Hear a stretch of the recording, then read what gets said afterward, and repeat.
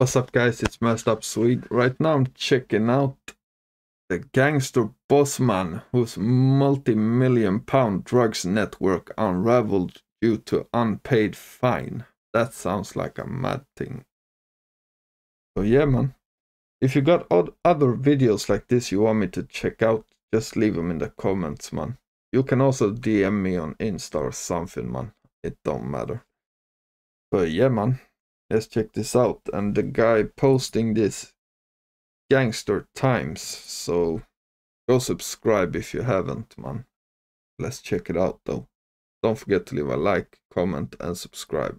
Next news story: a man has been jailed for 15 years after 15? That doesn't sound that mad. pleading guilty to conspiracy to supply cocaine and diamorphine, possession of a firearm, possessing criminal property and assault occasioning actual bodily harm. Waqar Hussein's illicit enterprises began to unravel in September 2021 when a bailiff working with neighbourhood police officers recognised a VW Golf which had an unpaid DVLA fine against it. Yeah, like obviously some of this stuff I'm not gonna know what it means. Like a DVLA fine, yeah, I don't know what that is, man. When officers examined But yeah, some kind of fine on his car anyway. the vehicle, it was found to be falsely registered and the recovery process was initiated. As the vehicle was being loaded onto the recovery truck, Hussein approached officers claiming the vehicle belonged to a friend before admitting the vehicle was actually his. Hussein was advised to contact the recovery firm in order to sort out the outstanding matters, but suspicions were aroused when someone called the recovery company stating their child's shoes were in the car and that they needed access. Police attended within the DVLA compound and searched the vehicle, but no shoes were found. Instead, £14,000 worth of crack cocaine and heroin were discovered. Later that year, That's not that much either, right? £15,000 worth of crack cocaine 15k worth of crack. Yeah, I don't know how much that is though, but I'm guessing it's not a huge amount. and heroin were discovered. Later that year, detectives in Rochdale were investigating a string of gang-related incidents and Waqar Hussein was on their radar. A warrant executed at his home address on Tuesday the 7th of December 2021 led police to discover a loaded firearm and an estimated £10,000 worth of Class A drugs in his vehicle stashed on top of a tailpipe. Okay, so another 10k. In his bedroom, police found almost £18,000 in cash, designer clothes, 5 fake Rolex watches, and 2 mobile phones which contained hundreds of messages and voice notes referencing drug dealing. Yeah, that's peak, man. A key was also discovered during the search which led police to a local store unit, revealing drugs paraphernalia which included scales and discarded empty 1 kilo block wrappings, all of which indicated a large number of packages of Class A drugs had been stored in the unit. During an interview on the 7th of December, Hussein gave no comment to everything but had a pre-prepared statement claiming that he had been set up and the guns and the drugs in his car were nothing to do with him. So he's claiming he's been set up. Yeah. Statement claiming that he had been set up and the guns and the drugs in his car were nothing to do with him. Extensive checks with the HMRC evidence Hussein had no record of income between 2015 and 2022, so police were keen to find out where all the cash they had discovered had come from. A meticulous investigation by Greater Manchester Police Rochdale Challenger revealed the extent of his drugs operation and secured his conviction. Despite pleading guilty, Hussein disputed the prosecution's assertion that he played a leading role in the conspiracy, and a hearing took place at Manchester Crown Court where evidence was heard from both Hussein and the Greater Manchester Police drugs expert in relation to the commercial supply methodology. Following a hearing, it was ruled that Hussein did in fact play a leading role in the conspiracy, placing him in the most serious category of offending. Deputy Chief Inspector Round from the Greater Manchester Police Rochdale Challenger said, "The evidence in this case, coupled with Hussein's desire to flaunt his lifestyle online, meant he had little choice but to plead guilty." Always the flexing online as well, man. Hussein's arrogance and brazen antics have ultimately led his demise and he is now facing a long spell in prison without his beloved luxury amenities.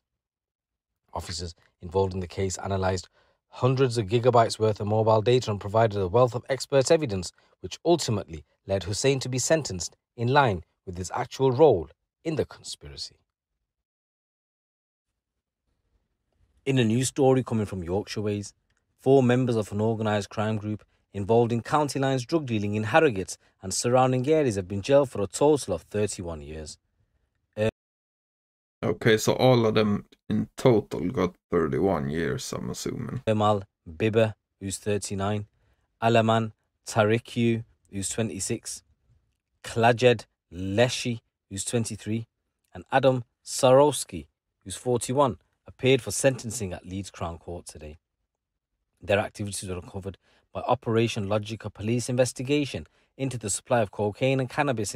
I always find it mad when I see like 40-year-olds doing this though. It just looks crazy, man. In Harrogate and Rochdale, which commenced in September 2021. The operation led police to Ashfield Road in Harrogate on the 5th of May 2022, where the suspects Biba, Tariku and Leshi were discovered. After attempting to escape and assaulting officers, they were all arrested on suspicion of conspiracy to supply Class A and Class B drugs. Drugs and related items were seized along with cash and cannabis growing equipment. A search of Sarkowski's home resulted in mobile phones and SIM cards being seized.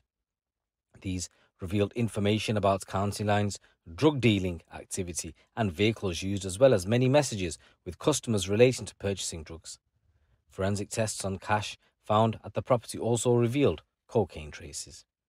Evidence uncovered by Operation Logic also connected Bibber, Leshi and Woodley to a large-scale cannabis production facility at Sherwood Business Park in Rochdale. The site, uncovered by Greater Manchester Police, grew cannabis with a street value of just over £1 million. Oh, damn. Cannabis worth £1 million.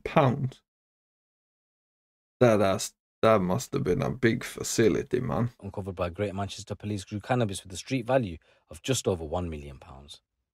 In court this morning, Bibber was described as a ringleader and he was jailed for 13 years and 6 months. Tariq too, who was jailed for 7 years and 1 month, and Leshi was jailed for 6 years and 3 months. Sarokowski was jailed for 4 years and 7 months. A 5th man, Gavin Woodley, was given a suspended sentence after pleading guilty to allowing a premises to be used under the Misuse of Drugs Act. Speaking after the sentencing at Leeds Crown Court, Sinead Brock and Detective Constable at North Yorkshire Police said, "We are delighted to have put a stop to this organised crime group, headed by Bibber, who were responsible for supplying cocaine and cannabis to Harrogate and the surrounding areas for a period spanning between 2019 and 2022. Drugs rings such as this have a ruinous effect on our society, leaving a trail of misery. These individuals acted out in pure selfishness, disregarding the damage caused by drugs to both our communities and those addicted to them." And in another news story, a man who tried to smuggle thousands of pounds worth of drugs into Scotland disguised as pet food has been jailed. Toby Bishop, who's 21, was caught after UK Border Force officials inspected the packages sent from Germany in July last year.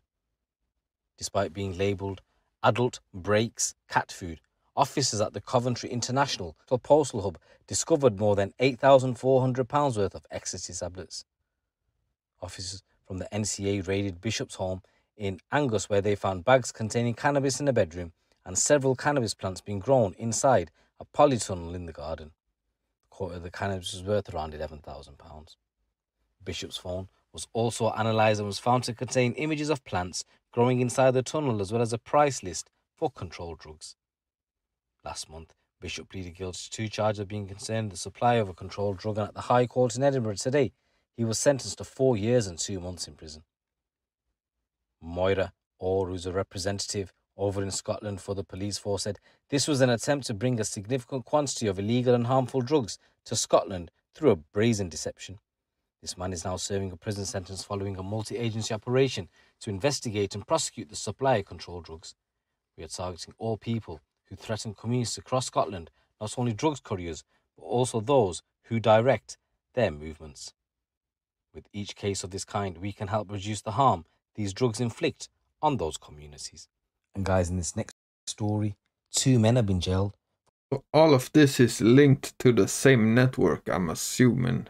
Otherwise, I don't get why you would bring all this up, but I'm assuming that's the case, For man. being part of an organised crime group which is linked to a murder. Ajit Mehala, who's 43 from Fairwater, was convicted of participating in the activities of an organised crime group following a trial at Newport Crown Court. His nephew, Ardit Mehala, who's 26 from London, was convicted of being concerned in cultivation of cannabis. The court heard that the organised crime... What did he say? His nephew, Ardit Mehala, who's 26 from London, was convicted of being concerned in cultivation of cannabis. Concerned in cultivation of cannabis? What the hell does that mean, man? I don't know what that means, man. The court heard that the organised crime group was involved in the production and supply of cannabis from a house in Cardiff. It was this cannabis factory that Thomas Wagger and a second man had travelled to Cardiff from London in January 2021 to break into. An organised crime group responsible for the factory were alerted, arrived at the scene, and the attack took place. Thomas was taken from the property in a silver Mercedes, which still remains outstanding, and his body was found in Westville Road by a member of the public at around 11:30 at night that day.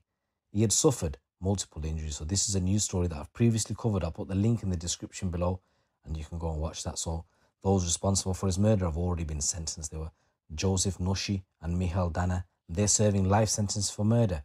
And Hisland Aliaj was jailed for 10 years for manslaughter. They basically caught him in the grow house, they killed him, and then they dumped his body on the road. So how did two of them get murder and one get manslaughter? I don't get that. The investigation was one of the most complex and largest investigations ever undertaken by South Wales Police, with inquiries across UK and Europe, including arrests being made in Albania, France and Germany. Oh, damn. So they made it a huge case then. Detective Superintendent Mark O'Shea from South Wales Police said, while investigating the murder of Thomas, we were also investigating the wider organised crime group, and this is part of South Wales Police's mission to relentlessly pursue offenders. The outcome at court is the result of a dogged detective work which included detailed forensic telephony overlaid with AMPR and CCTV data. As a result of these extensive inquiries, we were able to prove the link between Ajit Mehala and Ardit Mehala and those who convicted of Thomas's murder. People often talk about cannabis being a victimless crime, but it's not. Organised crime is behind many of these cannabis factories. The criminals are earning a lot of money off the back of our communities and they protect their plantation. Yeah, of course. It's not a victimless drug in that sense. Of course, it's giving the gangs money, but that's just more of a reason to make it legal, man. That's just... yeah, I don't get that, man. By using extreme violence and intimidation. During this operation, £48,000 in cash and several vehicles were seized. And yesterday, Ajit Mehala was sentenced to 3 years in prison and Ardit Mehala was sentenced to 5 years in prison. There was a third man, Isaac Izar, and he's due to be sentenced for similar offences next week, having also pleaded guilty. Thomas Wagger's family are also believed to have been updated with regards to this situation. So guys, here's a number of stories coming out of the streets of the UK. It's your boy GC. Okay, so it was a random, so they weren't linked, these cases. That's what I thought, man. Because I thought this was just a video about this Bossman and the network. But yeah, I guess they were separate cases. Yeah. So this guy just literally reports different news stories like this. Yeah, I might keep an eye out. But yeah, man. Let me know what you think in the comments. And don't forget to leave a like and subscribe, man. I'm out. Peace.